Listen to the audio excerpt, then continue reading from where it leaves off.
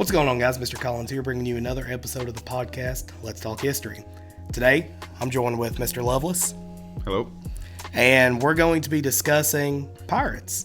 My favorite topic. Absolutely. It was his idea for the topic. So we're going to try to go through how they started and where they ended up and maybe even what pirates look like in today's culture. So you want to start off? I mean, you got anything in mind? I mean, what comes to your mind when you think of pirates? When I think of pirates, I mean, of course, Pirates of the Caribbean movie. Oh, obviously. Absolutely. Jack Sparrow. But, Jack Sparrow, which was maybe based off of pirate.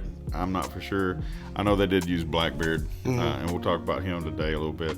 Blackbeard is probably the most famous pirate. When everybody thinks pirate, besides Jack Sparrow, they probably think, historically at least, Blackbeard. Blackbeard, yep. And then we'll talk about a female pirate. We gotta get everybody in there. So Anne Bonny, we'll talk about Anne Bonny a little bit, and Jean Lafitte, I think. I believe that's right. Yeah. Jean Lafitte. He helped America during the Battle of New Orleans. We'll talk about him. But where did pirates start from? So I feel like pirates, historically talking, started really when exploration around the world started. So that age of exploration, when people started saying, hey, let's get on our ships and let's see what's on the map. Let's populate that map a little bit. Obviously, that started with the fall of Constantinople. The Ottoman Empire, they sacked Constantinople. Yeah. And the Europeans thought, well, we're going to have to find a new way to get to Asia. Because in Asia, you've got spices, you've got the Silk Road, you've got all kinds of good things over there that they really don't want to be missing out on. So people like Columbus got the idea, well, let's sail west. Let's see what's west of that. So people start sailing and people start getting the idea like, we don't have to be good about this. What would happen if we decided to board someone's ship and take their things? Yeah. And I mean, we'd have to do a ton of research and background, everything else. In my honest opinion, the Spanish got there first. Mm-hmm. They got the gold. Oh, yeah. They were getting the good stuff. Well, they were after that God, glory, and gold. Oh, yeah. And then, the great country of Britain decided they wanted to get in on the loot. So 100%. They hit the colonies there on the eastern seaboard of the United States and came up empty. Yep. They had no gold. Yep. So they hired privateers to hunt down Spanish ships and take the ship and bring it back, the ship and all the gold, bring it back to a port in England, and then they would take that and give them a percentage, a real small percentage. Exactly. And I feel like that's when we start getting the idea of pirates too, because that institution of privateering or just being able to legally, at least legally in your country, board someone's ship and take their things that they, took from someone else, the Native Americans. I mean, it's kind of funny when you think about it. Being pirates. Yeah, it makes you think of a pirate. Yeah. But that institution of privateering, a lot of people did it. People like Captain Morgan, he was a privateer, I believe, for the English starting out. And as Mr. Loveless said, it really just wasn't a profitable career, especially for what you're doing. I mean, think about it. You're in a ship, a lot of times in the middle of the Caribbean. You're boarding, risking your own life, because a lot of times the people you were boarding, they weren't just going to surrender to you. They were going to fight back. Oh, yeah. So just putting your life on the line like that and getting like a small 5-10% from that, people started wising up. I mean, think about how are you going to get this ship to stop? Yeah. Other than to shoot its mast with cannons, blow holes in the bottom of it. However you got to get them to stop, that's how you had to get them to stop. Starting to look like Sea of Thieves. Oh, yeah. That's a good game. Yeah. But that's a whole other topic we got to get on. Yeah. But yeah, I mean, you think about it. You have to get this other ship to stop. And then now that they've blown out your mast, and most likely a few people died in the process of them trying to get your ship to stop, and then they're going to jump on. The first thing you're going to do, well, I'm either going to die or kill somebody trying. Yep.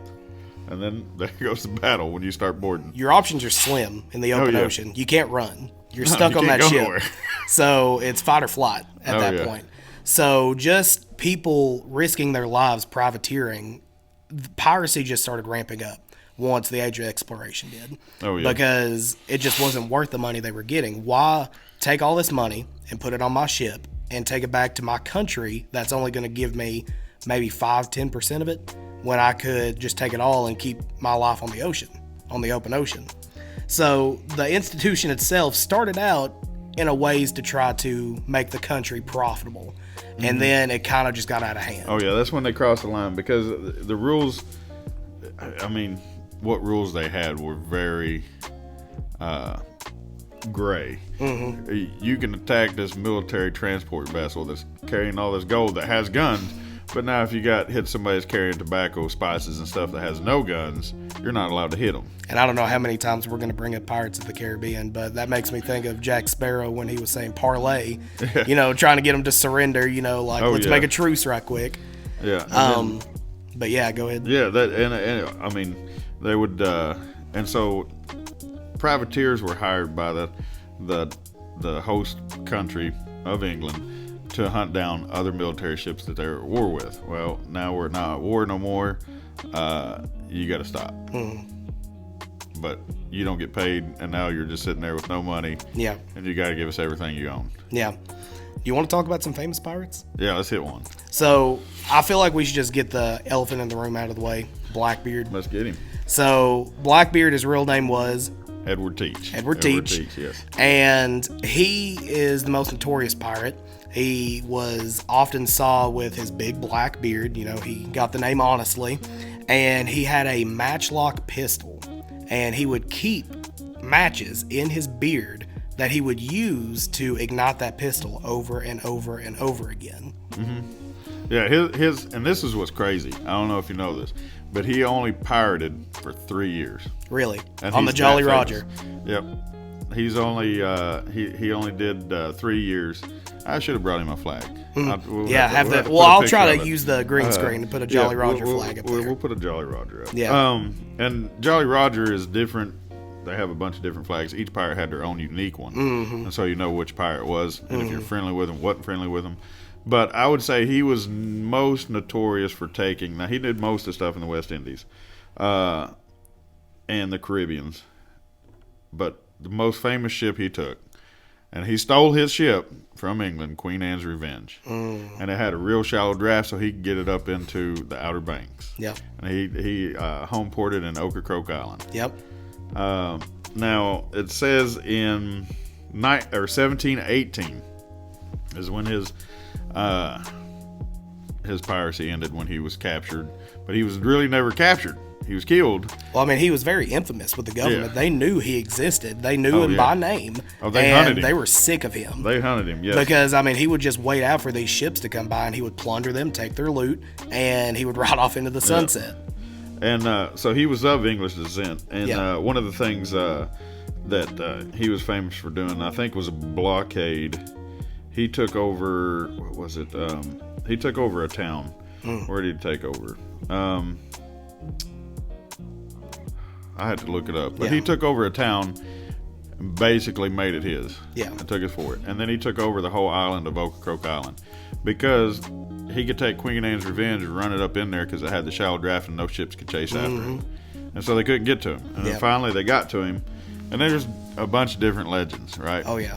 There's always pirate legends. There's pirate legends. When they killed him, they're almost romanticized. Yeah. Like, I mean, they're almost cooler than they actually were. I mean, they were pretty cool in history, but people, throughout history, they take it and they romanticize it. They fluff it a little bit. Oh, yeah. And I feel like what you're getting into is a little bit of that fluff. Oh, it's the fluff, yeah. Yeah. So it said that when they captured him, they beheaded him and threw him overboard. But he grabbed his body, his body grabbed his head and swam off to sea.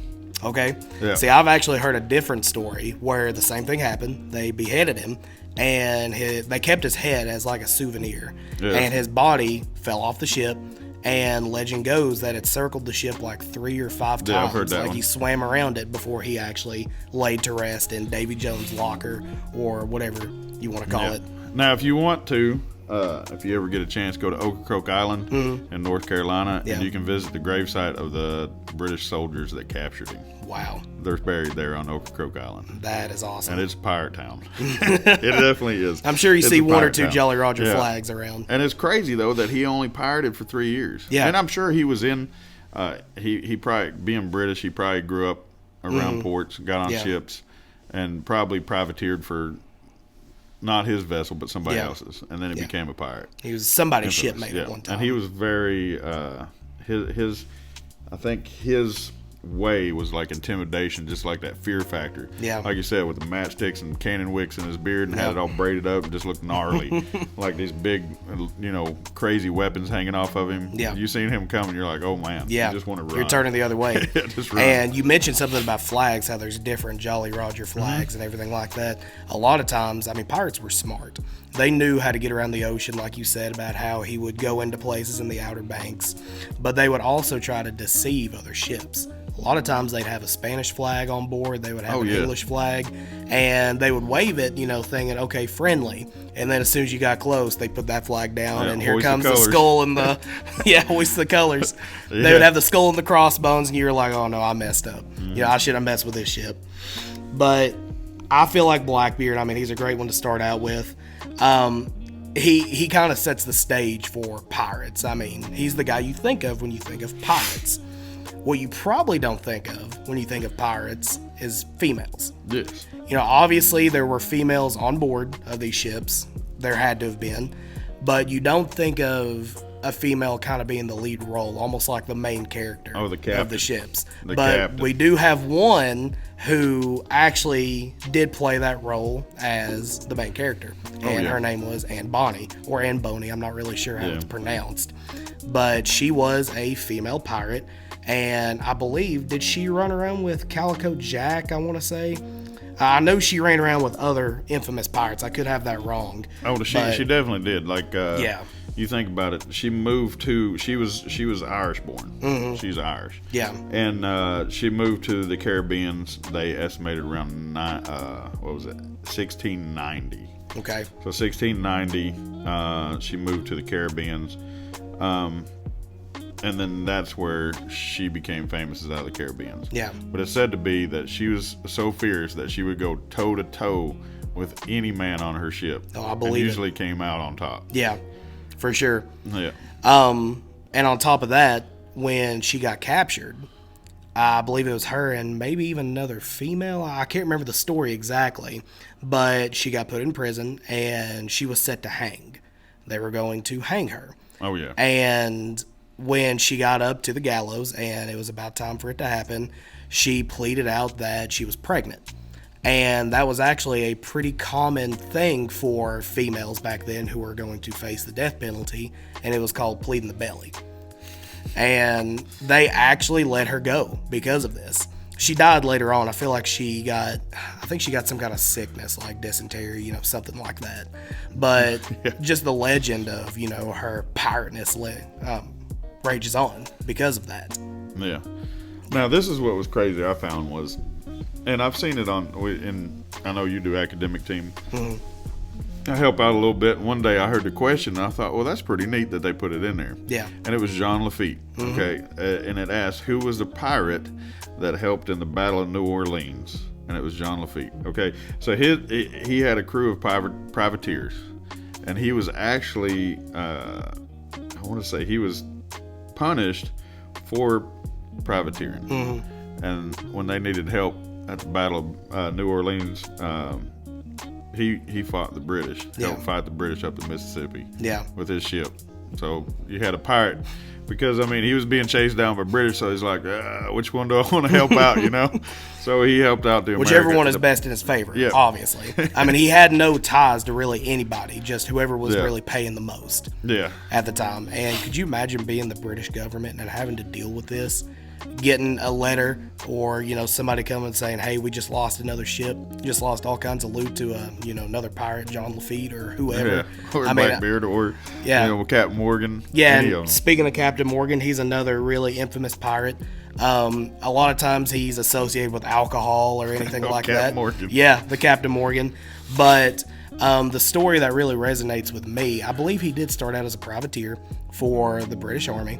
And in his later life, when he was in the Caribbean doing a lot of his privateering or buccaneering, pirating, he did pass away, and he was actually buried, I believe, in Jamaica, Port Royal, Jamaica. Mm-hmm.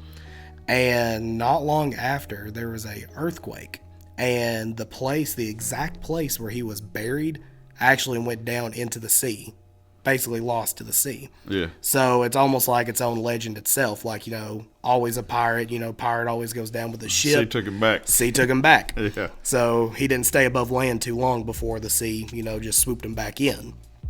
So, and the thing with pirating too is I feel like it's almost like the cowboys. Like when you look at cowboys in history, in American history, it wasn't that long and it wasn't that major of an impact in history. But it's the romanticizing of the cowboy, the dime novels that you hear about. I feel like it's almost like that with pirates. You got these few pirates like Edward Teach, Anne Boney, Calico Jack, Captain Morgan, that did make a big footprint in history. But for the most part, it's just people taking these stories orally and telling them over and over and over again. Until it just gets crazy. Like getting your head chopped off and falling off the boat and circling the boat. I mean, it gets a little out of hand. But I've always loved pirates. I always thought pirates were super cool. Wrote a paper over them in college. I know I've had many conversations with, Mr. Loveless here, and, we talk about pirates all the time and the history of them. Oh, yeah.